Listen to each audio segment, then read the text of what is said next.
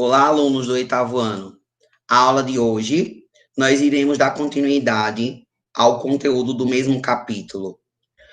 Iremos concluir a reprodução dos invertebrados, que é o artrópodes e os equinodermos, e depois nós iremos focar na reprodução dos vertebrados, peixes, anfíbios, répteis, aves e mamíferos. Vamos começar pelo penúltimo grupo dos invertebrados, que são os artrópodes. Os artrópodes, eles possuem várias classes. Nós temos os crustáceos, onde eu tenho a lagosta, o siri, temos o caranguejo, temos o camarão, todos eles são marinhos. Mas como é que eles se reproduzem? Gente, o desenvolvimento desses animais é chamado de desenvolvimento indireto. Por que indireto? Porque eles são animais que desenvolvem a partir de uma lava. Então, eu tenho o ovo, a lava, a fase jovem do caranguejo, até o caranguejo chegar na fase adulta. Nessa situação, a gente diz que o desenvolvimento dos artrópodes, principalmente dos crustáceos, eles são um desenvolvimento indireto, porque tem a fase larval. Já os insetos, é outra classe dos artrópodes. Eu tenho como dois exemplos para vocês. A traça, que é esse animal aqui, e tenho o gafanhoto. Perceba que o mesmo tamanho que o gafanhoto ele nasce, a partir do ovo, ele se desenvolve, ele só vai crescendo o seu tamanho. Assim como a traça. A traça, ela é um animal que o mesmo formato do corpo que ele vai ter na fase adulta, ele vai ter também na fase inicial, após a saída do ovo. Esse tipo de reprodução, de reprodução aqui, a gente diz que ela é chamada de metamorfose incompleta, porque o animal sai do ovo, passa pela fase de ninfa, até se tornar a fase adulta. Mas quando o animal, no caso da borboleta, ele passa pelo estágio larval, ovo, lava, pupa, fase adulta. Nessa situação, a gente diz que o animal ele tem uma metamorfose completa, que ele passa por todos os estágios. É o caso da mosca adulta. A mosca ela está na fase de ovo, fase larval, fase de pupa, até a fase adulta, que a gente chama nas ciências de imago. Nesse caso, a metamorfose, por passar pela fase larval, a gente diz que ela é uma metamorfose completa, tá? Essa situação aqui, veja que aqui eu tenho outro inseto, porque eu olho para esse animal e vejo que é um inseto, por causa do número de patas, né? 6 patas, um par de antenas, presença de asas. Então, o que eu tenho aqui?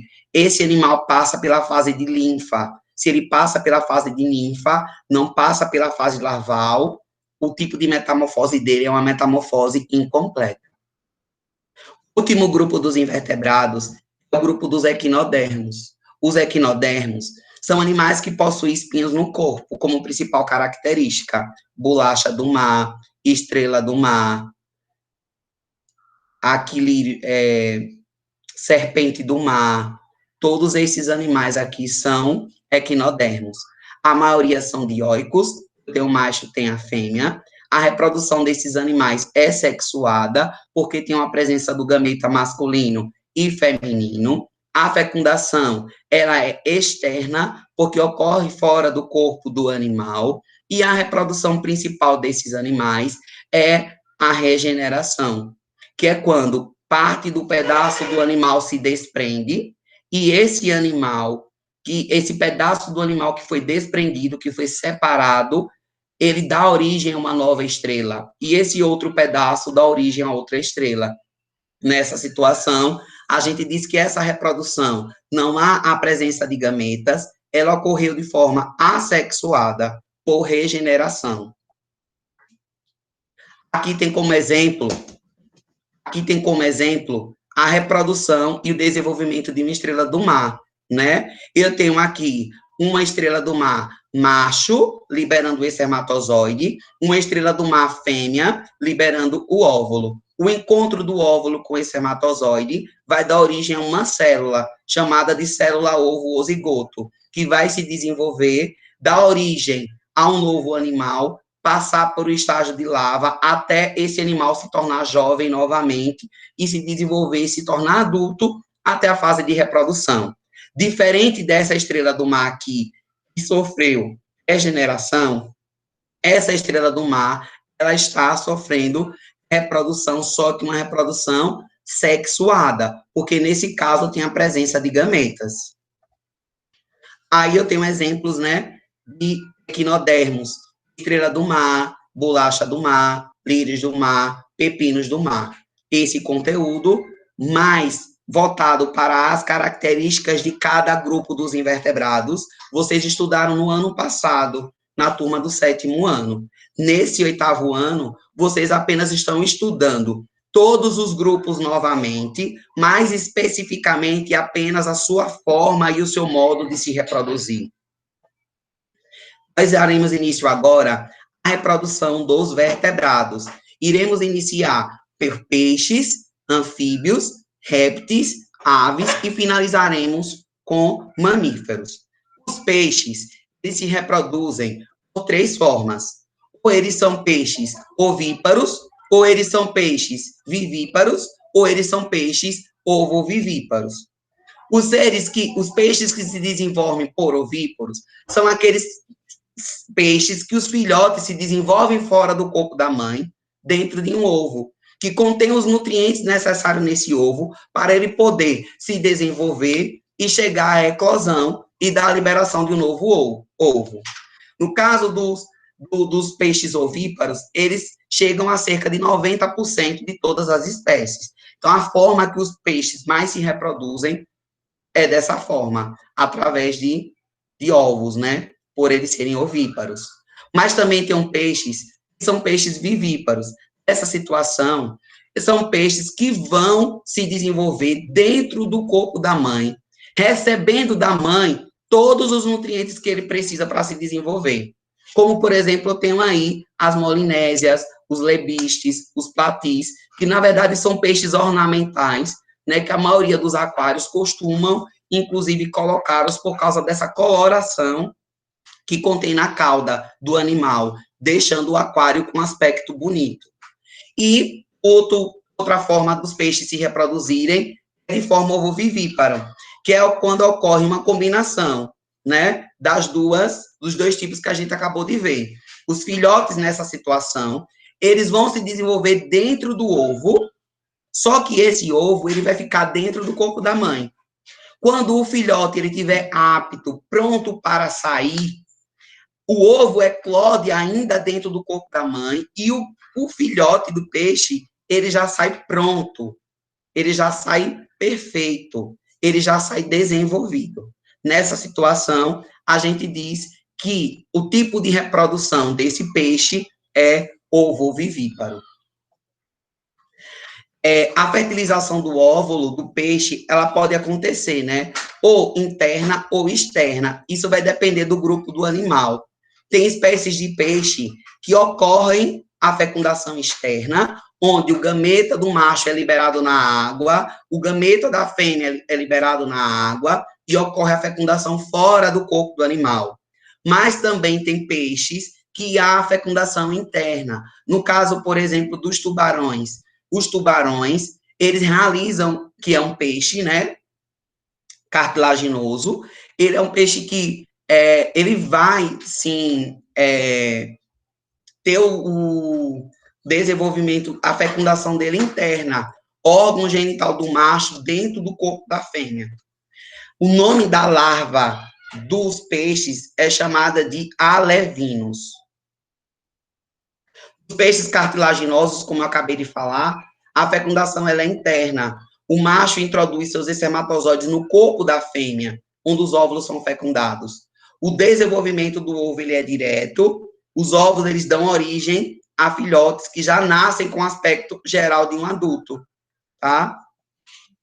O próximo grupo dos vertebrados são os anfíbios. Os anfíbios, a gente tem vários representantes, como a gente tem os tritões, as salamandras, sapo, rã, perereca. Os anfíbios, eles são animais que se reproduzem no meio aquático, porque eles dependem ainda da água para se reproduzir. No caso dos anfíbios, eu tenho indivíduos que fazem fecundação interna, órgão genital do macho dentro do corpo da fêmea, e tenho anfíbios que realizam fecundação externa, gameta masculino liberado na água, gameta feminino liberado na água, e o encontro do espermatozoide e do óvulo ocorre fora do corpo do animal. Quem realiza a fecundação interna? Os tritões, as salamandras. Quem realiza a fecundação externa? Os sapos e as rãs. É preciso lembrar para vocês que tanto os sapos, antes deles liberarem o óvulo e o espermatozoide na água, eles realizam o que a gente chama de abraço nupcial. O que seria esse abraço nupcial? O sapo macho, ele sobe no corpo da fêmea, introduz o seu órgão genital para que sejam estimulados a liberação do espermatozoide e a estimulação do óvulo. É, na verdade, um namoro que o sapo macho realiza com o sapo fêmea para eles poderem estimular a liberação desses gametas. Mas, quando eles forem liberar o espermatozoide e o óvulo, não acontecerá de forma interna. O gameta do macho vai ser liberado na água, que é o espermatozoide, e a fêmea vai liberar o óvulo na água. E a fecundação do sapo, ela vai ser considerada externa por esse motivo. Todos os anfíbios, eles sofrem metamorfose. Todos, sem exceção. Aqui eu tenho como exemplo para vocês, né, como é que ocorre o desenvolvimento indireto dos anfíbios. No caso do sapo, por ele passar pela fase larval, a gente diz que o desenvolvimento dele é indireto. Então, aqui eu tenho os ovos do sapo, eu tenho aqui o girino, né, que é o nome da larva dos anfíbios. Percebam que o nome da larva dos peixes é alevino, mas o nome da larva dos anfíbios é girino. Aqui eu tenho ainda um girino, né?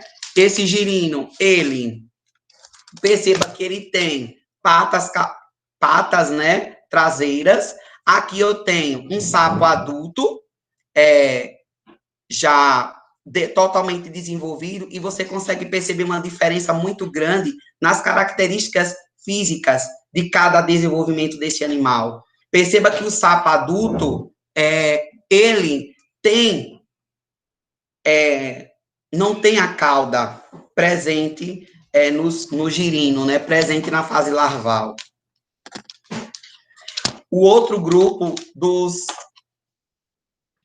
vertebrados são os répteis. Os répteis, eles são dioicos, né? Tem o macho e tem a fêmea. Os répteis, eles realizam a fecundação interna, ou seja, órgão genital do macho dentro do corpo da fêmea. Muitos répteis são ovíparos, mas também há espécies que são ovovivíparas, ao exemplo de algumas cobras.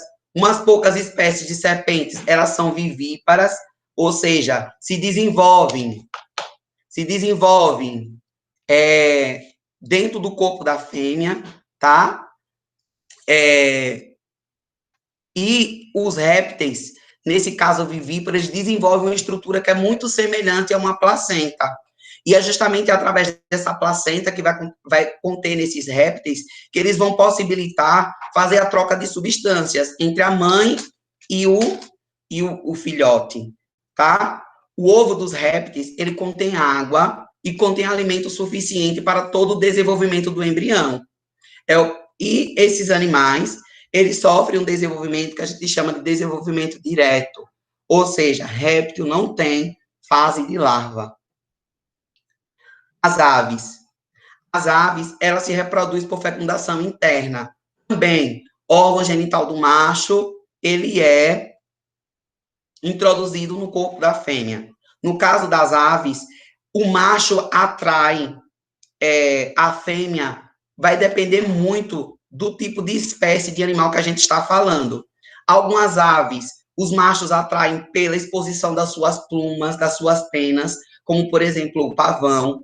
Alguns pássaros machos, para conquistar a fêmea, ele conquista através do canto, porque ele possui uma estrutura, né, no seu sistema, no seu organismo, chamada de seringe, que emite o som, e assim também como o sapo, certo? Que eu não falei para vocês, mas o sapo, para ele conquistar a fêmea, que é um anfíbio, ele emite um som que a gente chama de coachar, né? Para poder atrair a fêmea e poder fazer a copulação. Mas, voltando aqui para as aves são ovíparas, toda ave nasce de ovos, as aves, elas chocam os seus ovos e elas continuam cuidando dos seus filhotes após o nascimento. Isso é uma característica bem importante para se falar, porque é diferente dos répteis. Uma cobra, por exemplo, quando ela coloca os ovos, ela abandona os ovos eclodem e depois ela não cuida de seus filhotes. A mesma coisa acontece com as tartarugas. Olha o exemplo do Projeto Tamar, quando passa na TV. A tartaruga, ela coloca os seus ovos na areia, ela vai embora, abandona os seus filhotes, abandona os seus ovos. Mas é diferente quando a gente fala aqui das aves, que elas têm essa característica de chocar o ovo e mesmo após o nascimento do seu filhote, ela ainda continua com um comportamento, né, de cuidado, que é o que a gente chama de cuidado parental. O ovo das aves, ele precisa ser incubado, né, a uma determinada temperatura. Essa incubação, ela pode ser natural ou artificial. Natural é quando a incubação ocorre embaixo do corpo do animal, e artificial é quando existem estufas numa temperatura adequada para você permitir que esse ovo ele se desenvolva e chegue até a eclosão. Em todas as espécies, o casal ou somente um dos pais deita-se sobre os ovos, né? Então, não é só a fêmea, não, tá? Como a gente acha que deita sobre os ovos para chocar. Em algumas espécies, o macho também faz isso. Os pássaros, eles começam a construir ninhos para poder colocar seus ovos. A época de reprodução desses animais, né, das aves, ela começa quando eles começam a cantar. Entre os passos, a monogamia. E durante o período de criação dos filhotes, o macho alimenta os seus filhotes, e é ele que é responsável pela defesa dos seus filhos. Então, aqui tem um exemplo, né, de um ovo, de uma ave em desenvolvimento, onde a gente tem, né, a câmara de ar, esse ovo ele é poroso, passa oxigênio, para que esse oxigênio consiga chegar ao filhote, tá? Aqui está mostrando o desenvolvimento de um ovo, né, seu terceiro dia, quarto dia, o sexto dia, o 10º dia, perceba que já está começando a ganhar forma, né? O 12º dia, 16º dia, em torno de 15 a 20 dias para que um ovo, por exemplo, de uma galinha, ele chegue à eclosão, né? Depois que ele foi chocado, tá? Por fim, a gente entra agora no último grupo dos vertebrados para analisarmos as suas formas de reprodução, que são os mamíferos. Gente, qual é a principal característica dos mamíferos? Glândulas mamárias. Qualquer animal que tenha glândula mamária, ele é considerado um mamífero.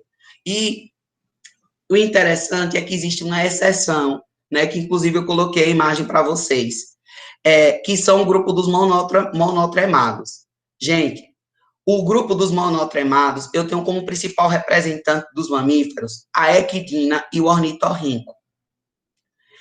São animais que têm característica mais para a ave do que para mamífero. Mas vocês podem me perguntar, mas professor, por que é que a equidna e o ornitorrinco não é ave, é mamífero? Porque tem glândula mamária. Essa é a principal justificativa. Mas são animais que colocam ovos, os únicos animais que colocam os ovos no grupo dos mamíferos é a equidna e o ornitorrinco. A equidna, ela tem bico, que é uma característica, não é de mamífero, é uma característica de ave. Mas nós analisamos nas ciências, na biologia, as características gerais de cada animal. E quando a gente analisa a equidna e o ornitorrinco, vê que eles têm glândulas mamárias. Por isso que eles foram colocados no grupo dos mamíferos. A fecundação desses animais, ela é interna, órgão genital do macho ocorre dentro do corpo da fêmea e nascem de ovos, tá? Repare que interessante, um mamífero que nasce de ovo. Essa é uma exceção, certo? Aí está o exemplo, né, ornitorrinco. O segundo grupo é o grupo dos monotremados, né? Os monotremados, e também a epidina, é esse grupo aqui, veja, só para caracterizar aqui a presença desse bico, tá vendo, ó? Que é uma característica de ave, tá? O segundo grupo dos mamíferos são os marsúpios, né? O que a gente chama de grupo dos marsupiais. A fecundação também dele é interna, órgão genital do macho dentro do corpo da fêmea. Nascem de placenta? Nascem. Como principal exemplo, eu tenho para vocês o canguru, a koala, a cuíca, o gambá. Gente, todos esses animais, eles vão possuir uma bolsa ventral. Perceba que o canguru, quando ele está muito pequeno, ele fica numa bolsa ventral na frente do corpo da mãe, sendo carregado por ela. Ali a gente chama aquilo de marsúpio. Por isso esse nome marsupial. Essa reprodução ela é bem interessante, por quê? Porque até uma fase, determinada fase de vida, o animal ele se desenvolve na placenta. Em outra fase, ele sai da placenta e migra para esse marsúpio. Dentro desse marsúpio vão ter as glândulas mamárias. E é nessas glândulas mamárias que o filhote vai o quê? Se alimentar do leite materno, do canguru, por exemplo. Certo? Então, esse é o grupo dos marsúpios. Tem uma bolsa ventral. Aí o exemplo da koala, né? Outros animais marsupiais. Por fim, o nosso caso do ser humano é que nós somos animais placentários. Nós somos filhotes que conseguimos se desenvolver, né? Dentro do interior do útero marinho, no útero materno, né? Então, nós, seres mamíferos, desse grupo dos placentários, nós somos chamados de vivíparos, porque a gente se desenvolve dentro do corpo da mãe.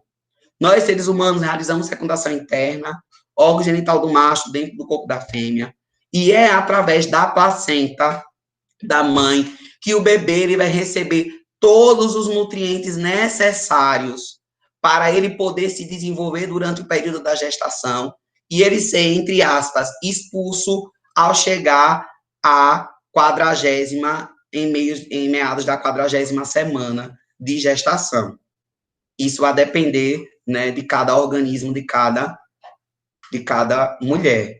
Então, os indivíduos que são considerados placentários são aqueles que se desenvolvem numa placenta, no útero da mãe, dentro do corpo da mãe.